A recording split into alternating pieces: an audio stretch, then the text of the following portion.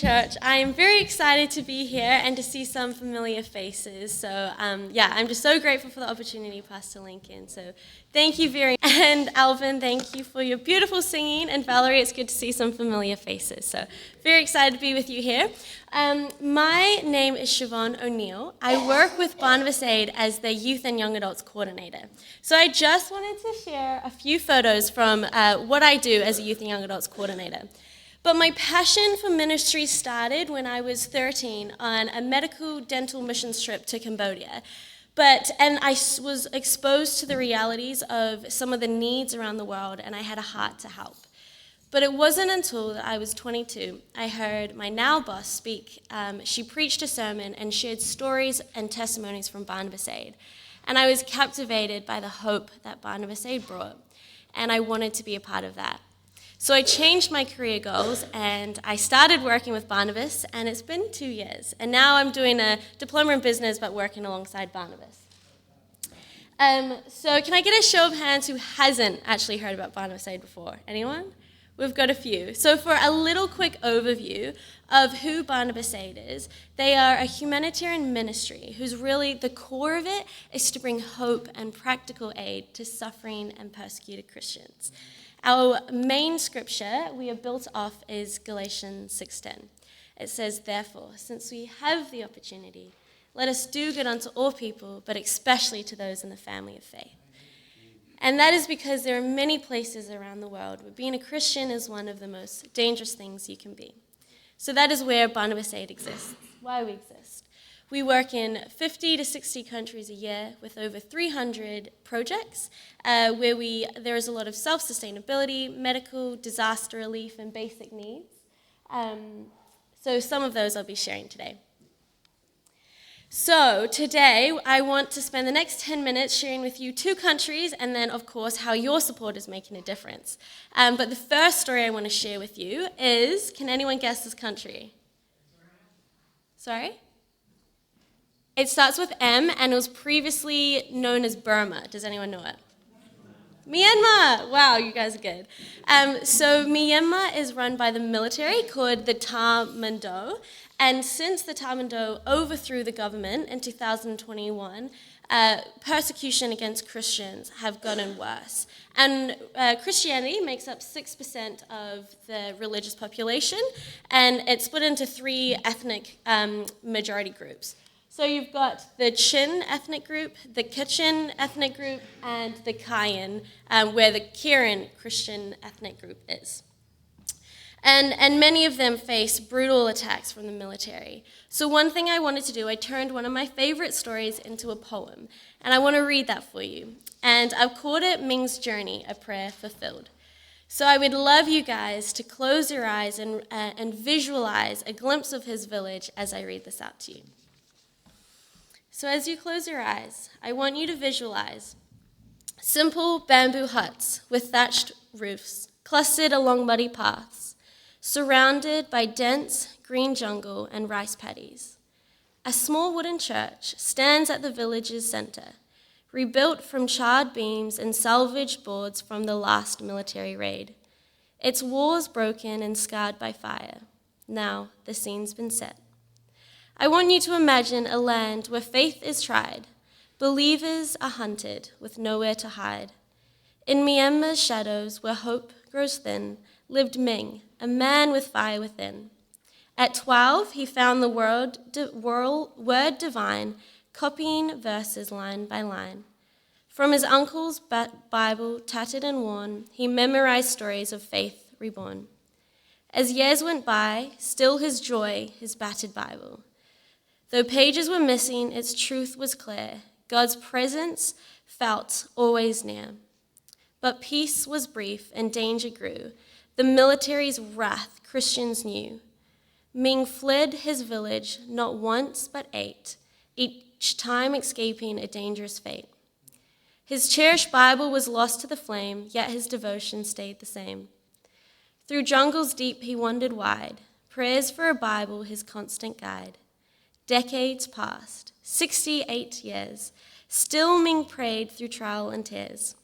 The news arrived a beacon bright, Bibles distributed, a glorious light. But the roads were blocked, the paths were gone, rainy season's hold lingered on. Yet Ming, determined with heart ablaze, walked 97 miles through treacherous ways. At the journey's end, his hand did hold a Bible new, its pages bold, tears of joy, a soul's release, a prayer fulfilled, a moment of peace. After 68 years, Ming did say, God answered me in a wondrous way. This is the happiest day I've known. With his word, I am not alone, yet still wait, yearn, and pray that a Bible someday will reach them. Thank you. You can open your eyes. I'm sure many of you have probably heard that story of Ming, but I just want to reiterate. So a few lines in that poem talk about how Ming became a Christian when he was 12, and his village was burnt down. He lost his only Bible. He prayed for 68 years for a Bible. And at the age of 83, Barnabas delivered some Bibles. But he had to walk 97 miles, which is over 150 kilometers. So it's equivalent from walking from this church all the way to Ragland at 83 to receive a Bible. And it doesn't end there. This is a photo of Ming, and with his first Bible. And this year as well, we've been able to distribute Bibles to Sander. Her name's 17. She is 17 years old. Her name is Sander. And we've delivered over 94,000 Bibles to Christians in the Cayenne state, which is one of the ones that we saw before, and to all the outer villages, where her village, 98% of the villages had never seen a Bible before. And she's 17. And our project partners spoke about how when she received her Bible, she joined with other young adults and they've started reading their Bible, even though they know the danger that is and the constant threat that they face from the military and the villages that kept getting attacking. These young people are still on fire for Jesus. And recently, many of you may have heard that Myanmar had a 7.7 magnitude earthquake. And in the states that it hit, over 1/3 of the houses were lost. And people lost their lives. And I just have a quick, short video that our project partner took of some of the destruction.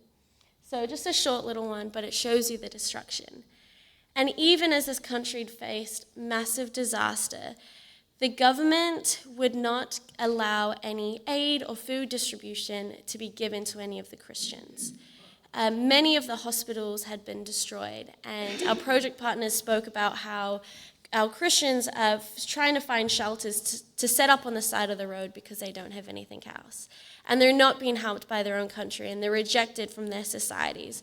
And even though there had been earthquakes, the military still did not stop ceasing fire and bombarding villages. So at a place of desperation, these Christians were left with nothing. So that is where Barnabas came in to bring in hope in amongst this disaster. And we were able to deliver food parcels. We gave medical kits, travelable medical kits that could go to our brothers and sisters in need. And we set up temporary shelter. We gave them mosquito nets because that was a real issue, and blankets, and simply giving basic needs brings a lot of hope and peace to our brothers and sisters. Now, I wanted to use the story of Myanmar and the earthquake to link to how your support and your generosity has been able to come in through our Food.Gives initiative. So as you guys would have probably remembered, the boxes were, it was our intention to send them to Pakistan. We had a good project over there. We were sending them to families in need. However, we faced so many complications, and the government of Pakistan would not allow our boxes to come in. All our other projects in Pakistan are flourishing and going really strong, but from New Zealand, we couldn't send the food over. So we had to pivot, and there was a need in Vanuatu, who faced a similar size earthquake in Vanuatu, a 7.3, at the end of last year. And we were able to deliver those boxes to all across Vanuatu, the villages in need. And my colleague was there handing out the food, and they spoke how even the kids were still traumatized by this earthquake. It was the first time they had experienced that even when a truck would drive by, the sound of it terrified them, Many families camped in the local school fields for weeks after because they were afraid of this. So by your boxes and the food that we were able to send, it gave them not only food, but hope, because they realized there are people from another country that care about us, and that shows God's goodness even in amongst this fair. And that brought them a lot of joy. So I want to share with you a quick little video of how your food boxes have helped and who they've helped.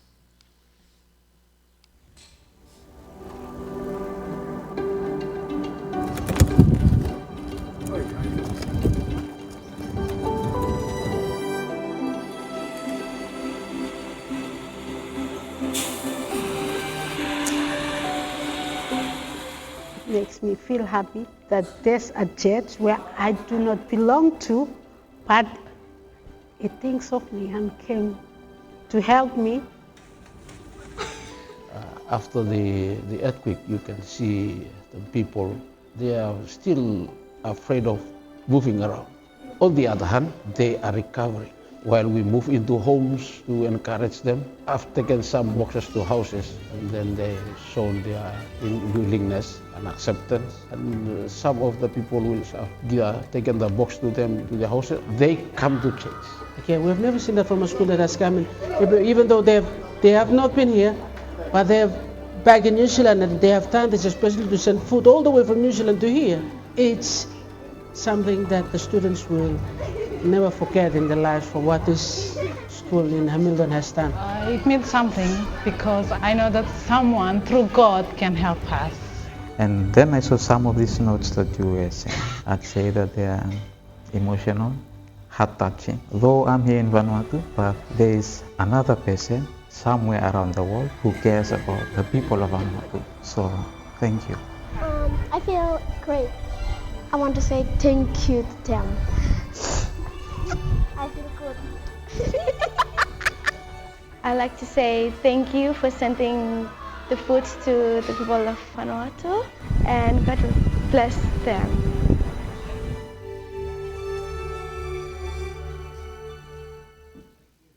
So just a big thank you to your guys' effort for the sacrifices and everything you did. A big heartfelt thank you. And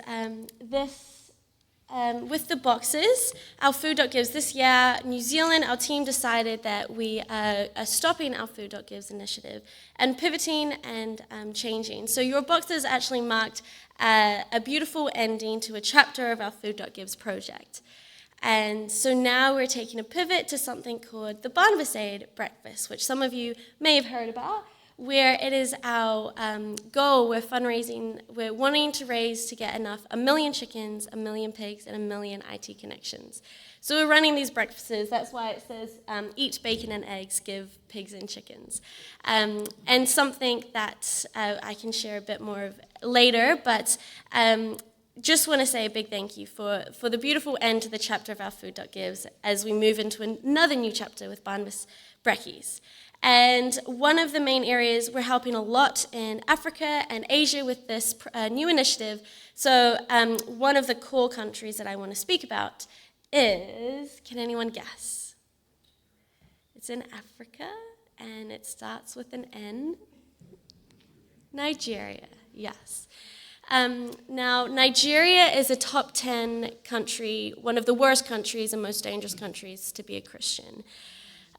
Many, many times Christians are faced with brutal attacks and anti-Christian violence. And this Easter, there was 180 people killed, and that's only what we know of. And 2 of those was 2 Christian education officials. One of their names was called Blessings Luca, and another one was Gideon. And they were driving across a main road to pick up some food for their village. And it's a main road, and these people found out that they were Christian. And they bugged their van with a bomb, and they were exploded on the way through this Easter time, coming back to bring food. 6 others were, there was an Easter gathering, and some extremists deliberately drove into this gathering because they knew it was a Christian Easter gathering. They killed 6 and injured 30.